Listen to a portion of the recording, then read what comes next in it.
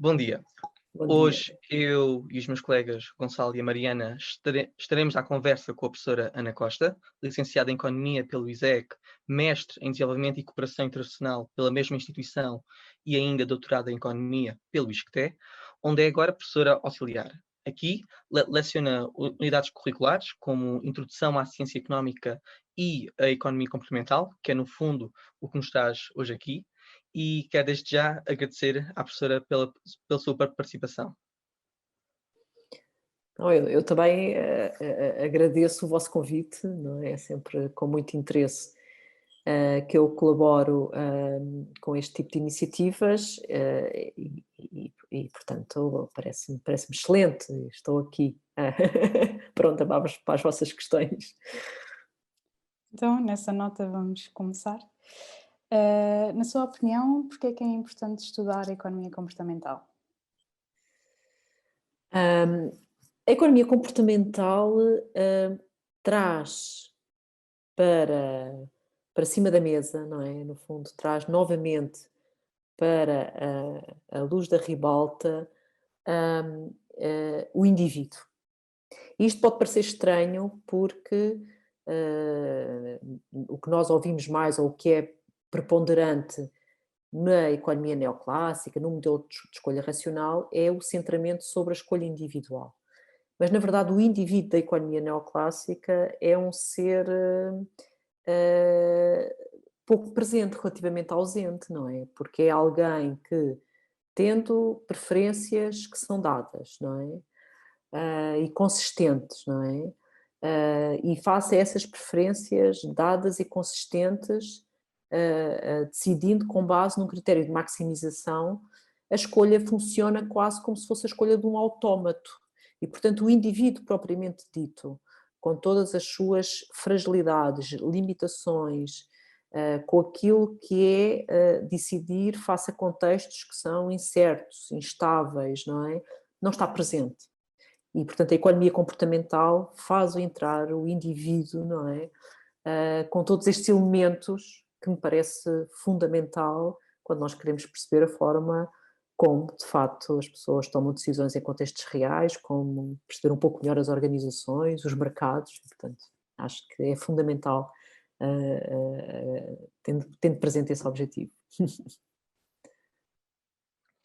De seguida, a nossa outra questão será: as questões psicológicas que se apresentavam alguma relevância no paradigma económico, que são referenciadas por Adam Smith na sua obra A Teoria dos Sentimentos Morais, foram bastante ignoradas pelos economistas neoclássicos. E a questão é: qual é a razão para este abandono? Será a matematização da economia um fator nocivo? Essa é uma questão muito interessante, não é? Porque de facto, há aqui uma tensão que se revela na forma como vocês expressaram a questão, mas que é uma tensão que é transversal a toda a economia, não é? E mesmo no próprio pensamento neoclássico. Se calhar um bom autor para nós vermos isso é o Marshall, não é? Que é um autor, o Alfred Marshall, portanto é um autor já um pouco tardio da economia neoclássica, não é? Um autor de síntese já, mas que claramente tem presente esta tensão, não é? Portanto, é um autor que se recusa a achar que nós, para olharmos para a forma como a economia funciona, para percebermos, no fundo, aquilo que é o cotidiano da economia, o que faz a economia, temos que olhar para os indivíduos na sua complexidade, não é? E, portanto, ele afirma isso, não é? Não nos interessa, ou seja, mesmo em domínios que têm a ver com os negócios, é demasiado redutor considerar que os indivíduos apenas se baseiam na maximização dos ganhos individuais. Há outras motivações, não é? Diversas, complexas, não é? Desde questões de confiança, a questões de compromisso, de responsabilidades que se assumem, não é? De obrigação, do próprio sentido de obrigação moral, que são importantes em todos os domínios da vida, e mesmo quando estamos a falar da economia, não é? Portanto, ele é o primeiro autor a reconhecer isso, mas simultaneamente o Marshall também é o mesmo autor que acaba por aceitar ou por admitir que a economia, naquele contexto do final do século XIX, princípio do século XX, para se afirmar enquanto ciência, o deve fazer essencialmente à custa de métodos quantitativos. Agora, o Marshall, mais do que ninguém, estava consciente destas limitações, estava muito consciente destas limitações, não é? E, portanto, há de facto aqui esta tensão. Esta tensão é muito trazida por aquilo que é uma certa ideia do que é ser ciência, não é? E, portanto, há aqui questões que cruzam o debate em ciência, não apenas na economia, não é? E, portanto, há aqui influência do pensamento positivista nas ciências, não é? E, portanto, a economia também bebe disso, também tem essa mesma influência, não é? Na economia, essa influência prolonga-se mais no tempo, não é? Porquê? Porque se consolida mais do que noutras disciplinas, não é? Esta ideia de que existe um paradigma dominante, não é? Pronto, e este paradigma dominante fica a dever muito à questão da quantificação. E não é só a questão da quantificação em si, não é? Ou o que é que isso pode querer dizer, mas é exatamente esta ideia de olhar para a decisão individual, não é? Ou seja, para já fazer da decisão individual o elemento central do estudo da economia, não é? Portanto, reduzir, há aqui um elemento de individualismo metodológico, não é? E, portanto, de reduzir o todo à soma das partes e de considerar que a decisão individual é vista a partir da maximização das preferências, não é? Pronto, e, portanto, há aqui um elemento que não é só de quantificação, não é? De fazer entrar a análise matemática numa forma que mesmo dentro da própria análise matemática é relativamente estrita, não é? Pronto. E isso, de facto, coloca tensões sobre o que é que se pode medir, não é? Coloca tensões sobre, e se medir, que implicações é que isso tem, não é? E, portanto, e que de facto são, eu diria que são tensões transversais a todo o pensamento económico, não é? Portanto, se é nocivo ou não, eu tenho dificuldade de responder dessa maneira, mas é importante reconhecermos as limitações, não é? Porque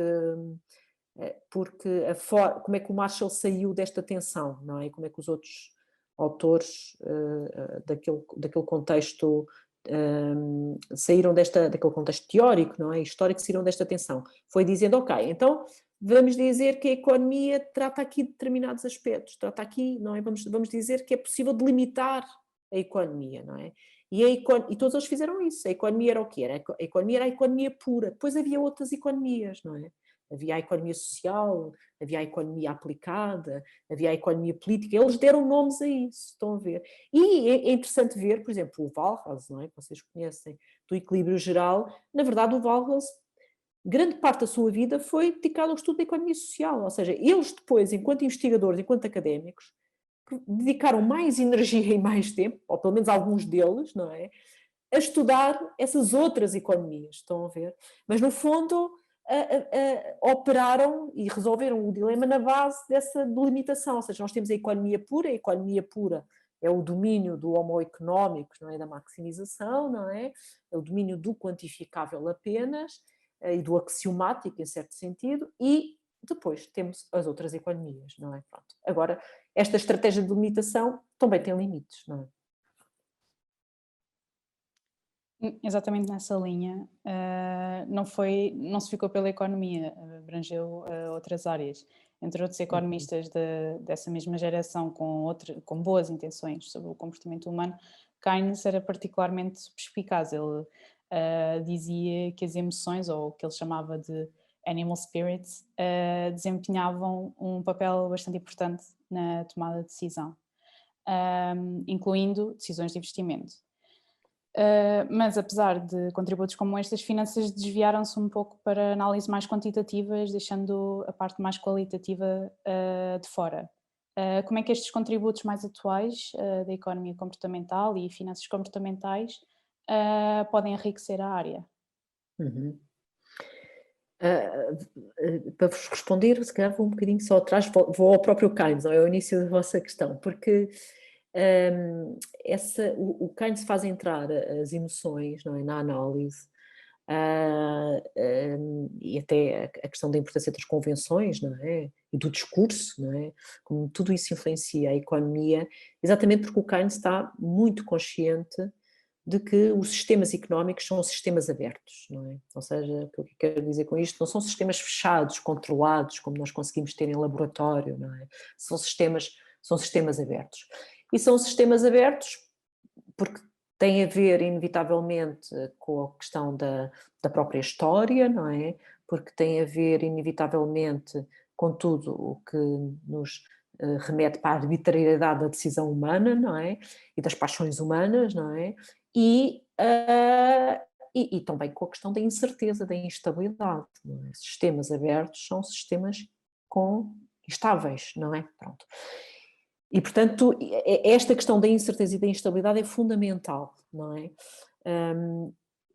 E é fundamental também quando olhamos para os mercados financeiros, porque eu acho que o aspecto interessante que a economia... E eu aqui, desculpem, se calhar não poria a coisa tanto em quantitativo ou qualitativo, não é? O que eu acho que as finanças convencionais, ou as finanças que vêm mais na linha, não é, daquilo que é o modelo de escolha racional, o que fazem é pegar na hipótese dos mercados eficientes, não é? Pronto. E, portanto, novamente, no fundo, isto é uma declinação da própria ideia da racionalidade, não é? Aplicada agora ao contexto, não é? Dos mercados e dos mercados financeiros em particular, não é? E, portanto, o aspecto que me parece pertinente aqui das intuições da própria análise keynesiana sobre os mercados financeiros e das finanças comportamentais é tornarem muito claro que a turbulência é a condição normal de funcionamento dos mercados financeiros,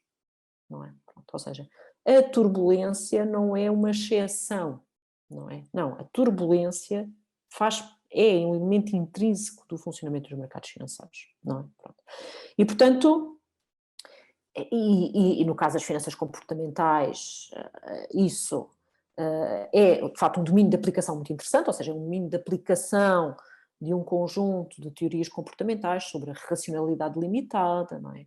Sobre a forma como face a contextos incertos e instáveis os indivíduos baseiam-se em atalhos mentais, não é? Para tomar decisões ou em heurísticas, não é? De como heurísticas como a de excesso de confiança, o conservadorismo, não é? Suscitam elementos que se podem perceber, por exemplo, na dinâmica da formação das bolhas especulativas, não é? Portanto, há toda esta dimensão muito interessante de análise, mas depois há implicações que são também muito fortes, não é? Que é, se nós estamos a reconhecer, não é, que a turbulência faz parte do funcionamento dos mercados financeiros, não é? Então, a questão sobre como lidar com essa turbulência, não é? Ou seja, como, de alguma forma, geri-la, não é? Ou seja, é como nós pensarmos nas águas tumultuosas de um rio, não é? Elas fazem parte da natureza daquele rio. A questão que se coloca aqui é como é que nós navegamos nesse rio, não é? E, portanto, também o que se coloca aqui é como é que nós, sendo os mercados financeiros uma parte fundamental também do funcionamento das economias modernas, como é que é possível navegar nesses mercados de uma forma que se revele mais sustentável, não é? Pronto, em termos de médio e longo prazo. E portanto, isto tem implicações fortes do ponto de vista da política e da regulação. Portanto, ou seja, significa que a atenção à regulação desses mercados, não é? É fundamental, não é? Pronto, portanto, eu diria que as finanças comportamentais e no fundo, as próprias intuições que já vêm do Keynes suscitam não só uma atenção muito grande sobre os mercados financeiros, não é? Ou seja, a questão dos mercados financeiros é fundamental para perceber os sistemas económicos e as economias modernas, não é? Porque a dependência face a esses mercados financeiros é enorme, não é?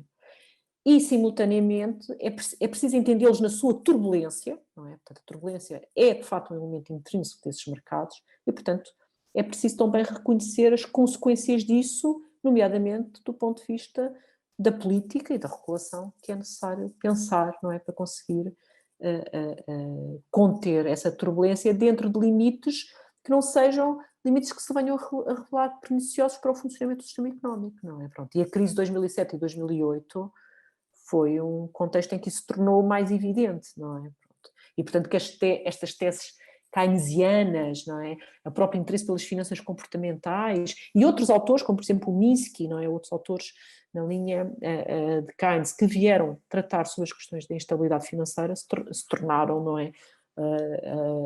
Muito mais, chamaram muito mais a atenção das pessoas. Não é? Então agora talvez passemos agora para uma parte um bocadinho mais do ponto de vista filosófico.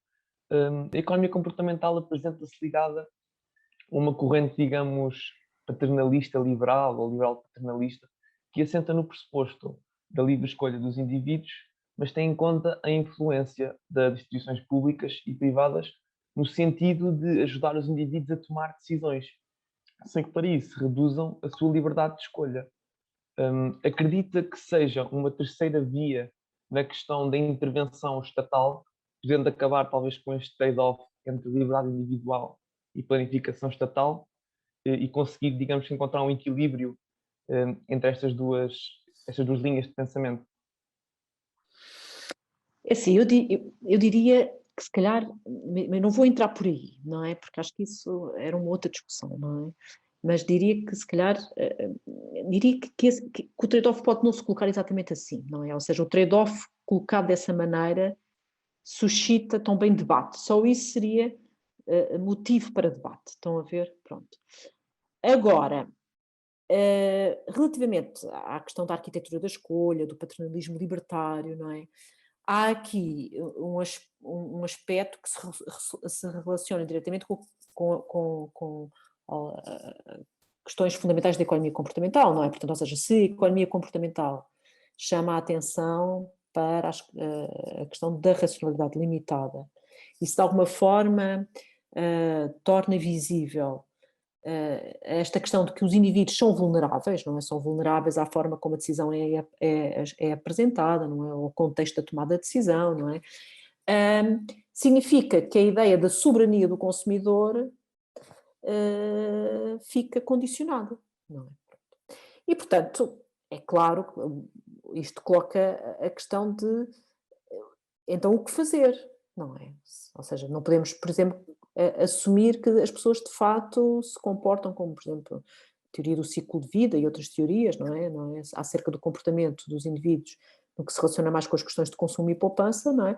E que as pessoas vão se comportar de tal forma, de maneira que no momento em que não têm rendimento e que estão no momento afastados do mercado de trabalho, mais tarde na vida, quando são mais velhas, pouparam o suficiente para conseguir manter o mesmo nível de consumo, ou seja, não podemos assumir isto, não é? Mas o que fazer face a isto, não é?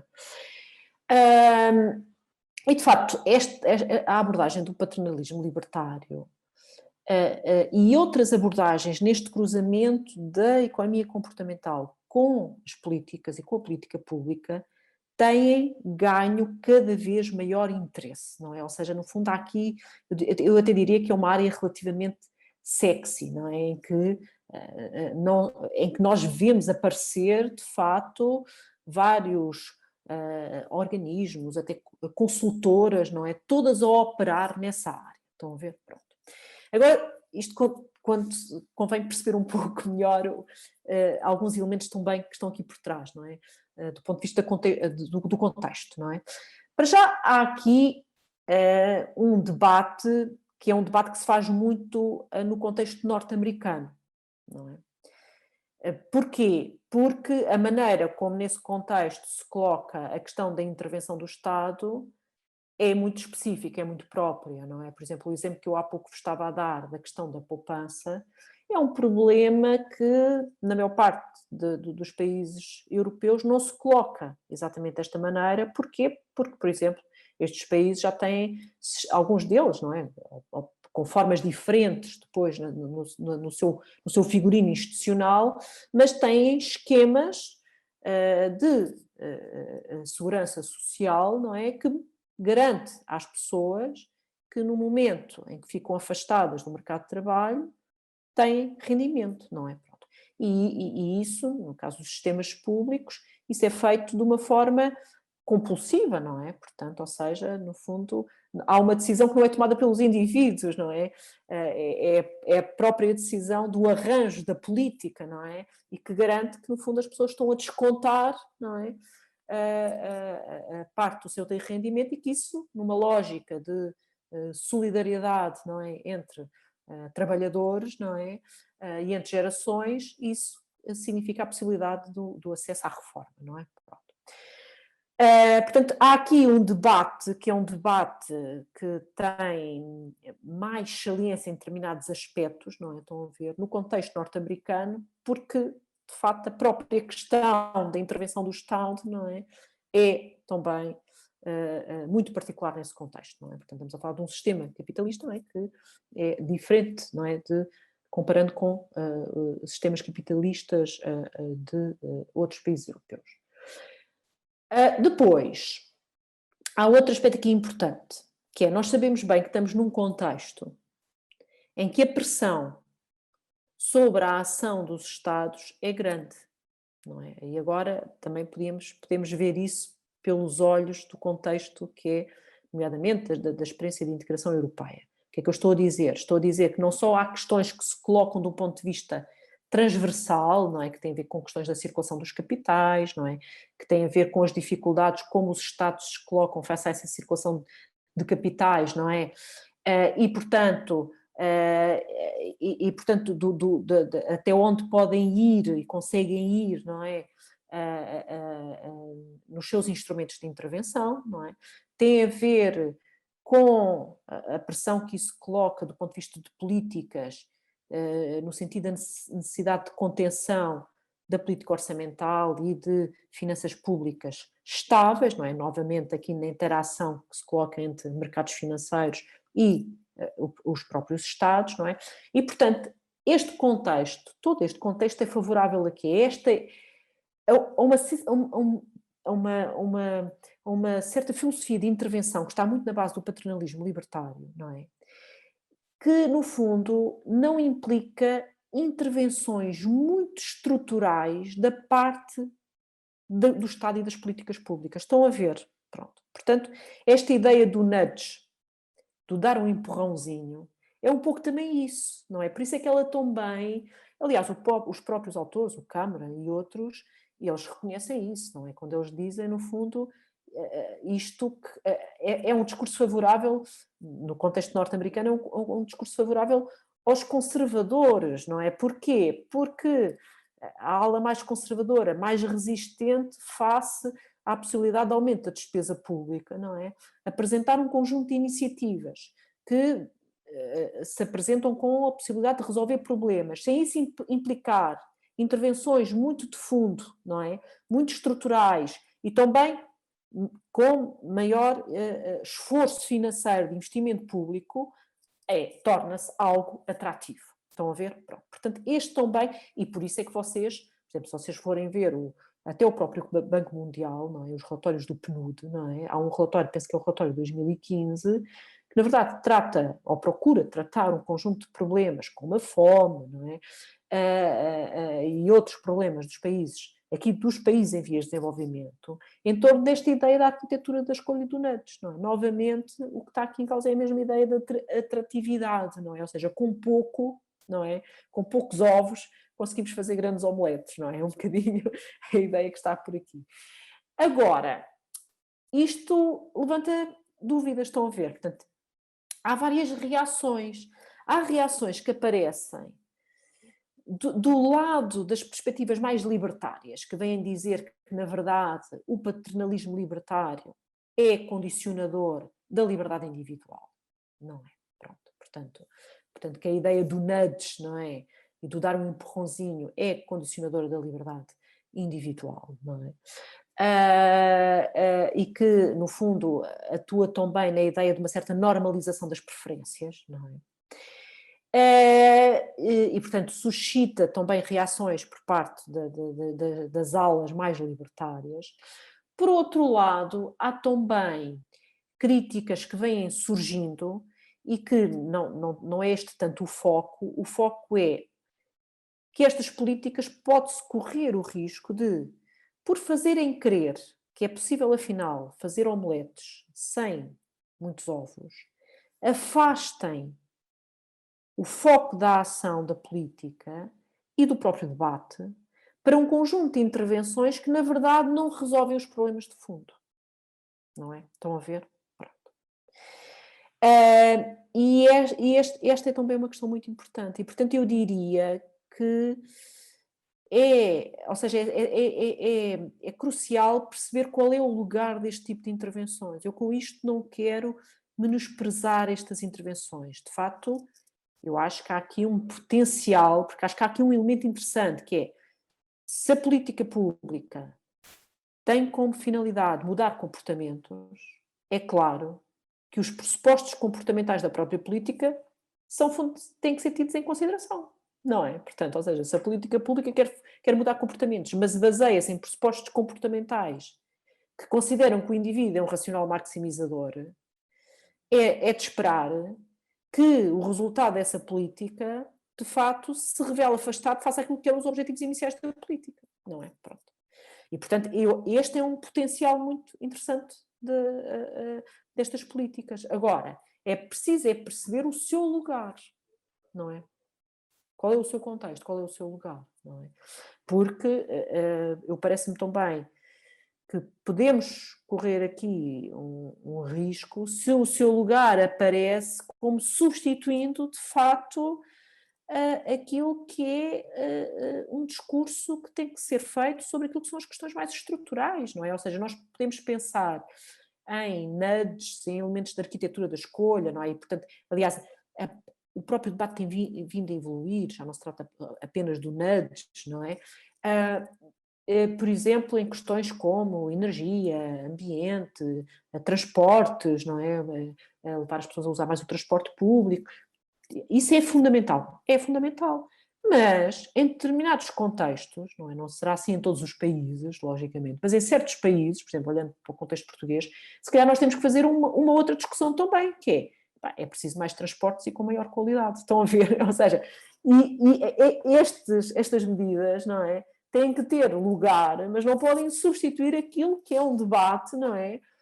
Fundamental sobre aquilo que são as condições estruturais, estão a ver? Pronto, e portanto isso parece-me fundamental. Por outro lado, há aqui isto, parece-me cá, é preciso também reconhecer as cores deste debate, não é? E perceber como este debate tem um determinado lugar no contexto norte-americano e depois como é que o podemos fazer em contextos diferentes, nomeadamente no contexto europeu e no contexto nacional, muito em particular. Pronto, nesse sentido, tendo em conta a aplicabilidade e até a complexidade desta área, em que medida é que considera importante a economia comportamental na formação de um economista?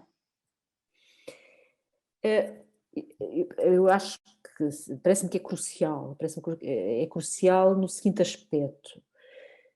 É fundamental na formação do economista haver espaços reflexivos. Estão a ver? Ou seja, o que é que eu quero dizer isto por espaços reflexivos? Ou seja, espaços em que se faz um debate sobre aquilo que são os próprios pressupostos dos modelos e da análise que é feita, não é? Sobre as implicações dessa análise, não é? E sobre, no fundo, o que é ser economista, não é? Pronto. E, portanto, eu acho que este espaço... Aliás, é assim que eu, por exemplo, vejo as cadeiras ou as disciplinas, não é? Mais na área da história do pensamento económico. Estão a ver? Não é tanto... Quer dizer, há aqui um elemento substantivo, obviamente, não é?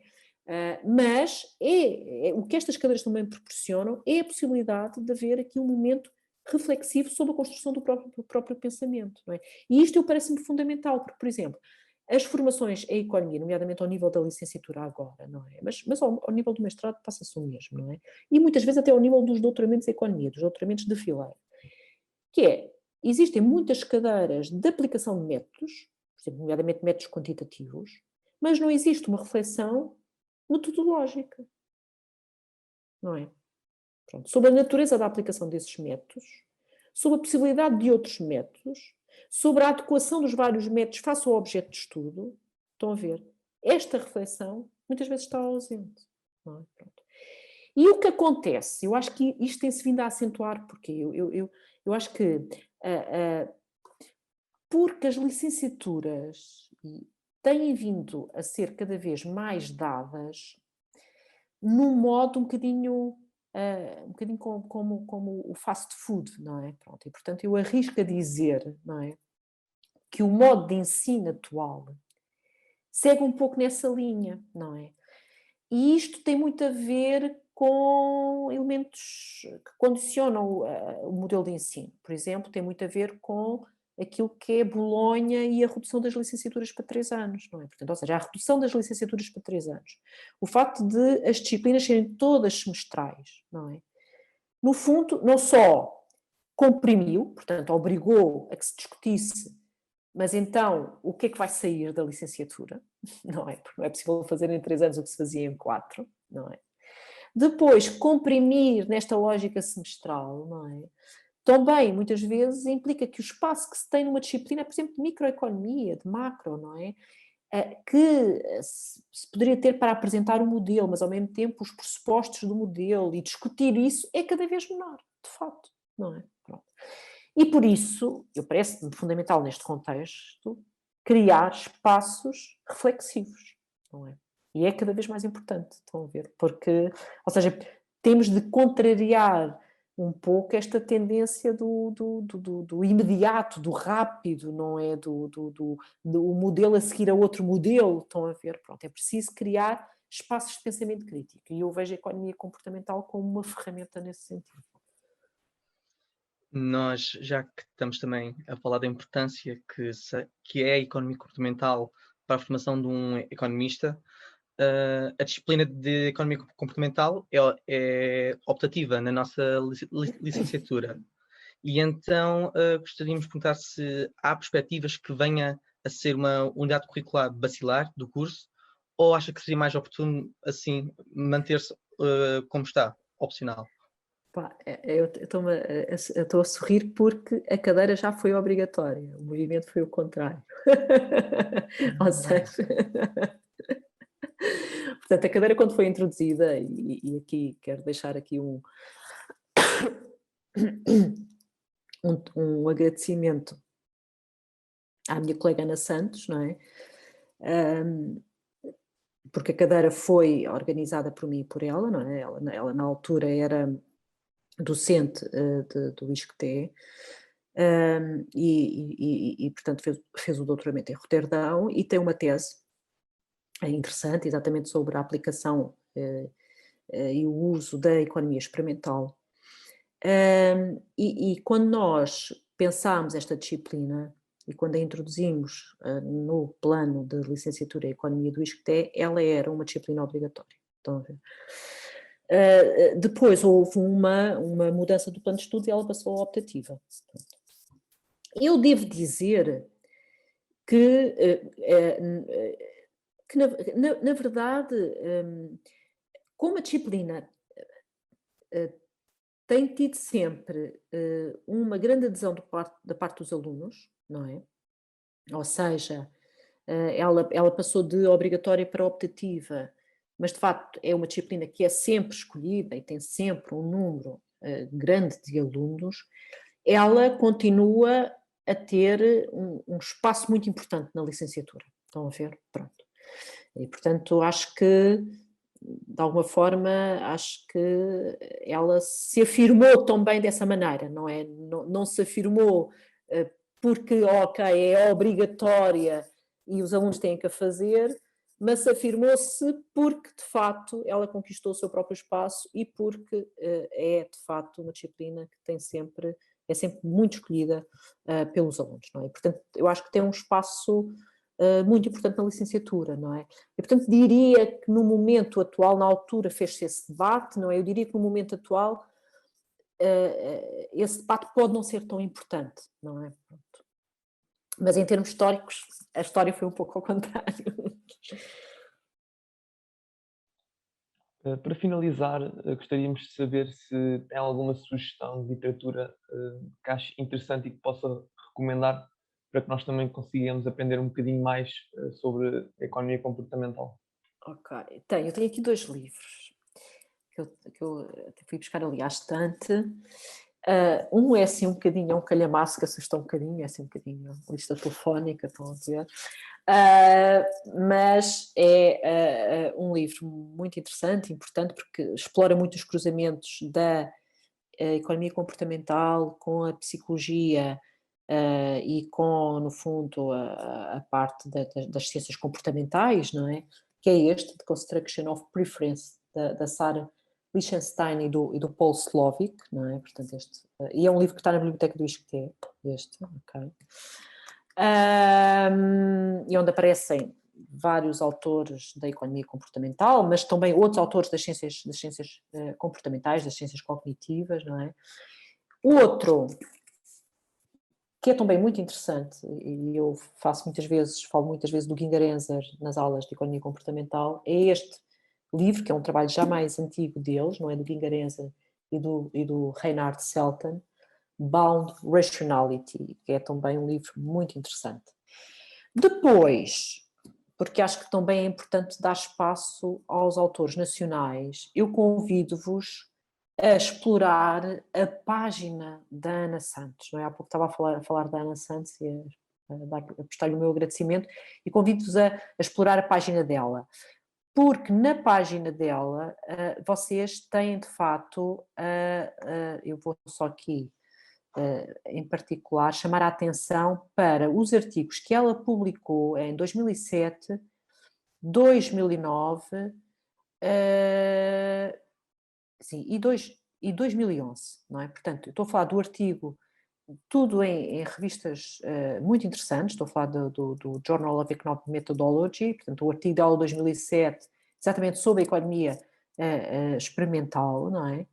Depois, outro artigo de 2009, no mesmo jornal, na mesma revista, desculpem, sobre a aplicação da economia experimental e da economia comportamental, não é? E como em que medida é que podemos aprender mais acerca do comportamento humano e os limites do uso destas metodologias também. E, finalmente, um artigo de 2011 no Cambridge Journal of Economics sobre Behavioral and Experimental Economics, em que a Ana pergunta: Are they really transforming economics, não é? E, portanto, que é de facto também aqui a questão central que se coloca, não é? Pronto, e, portanto, temos aqui 2 livros, 2 coisas mais volumosas, não é? E depois 3 artigos, não é? De uma economista portuguesa e que teve na origem da disciplina de economia comportamental do ISCTE e que eu chamo a vossa atenção. Nós vamos então depois deixar essas sugestões nas nossas redes sociais, e terminadas as perguntas que tínhamos preparado, resta-nos agradecer em nome da comissão organizadora do Rethinking Economics ISCTE à professora pela sua disponibilidade, e damos por terminada a nossa entrevista. Não, o prazer foi meu estar aqui um bocadinho à conversa convosco. Ok. Muito obrigada.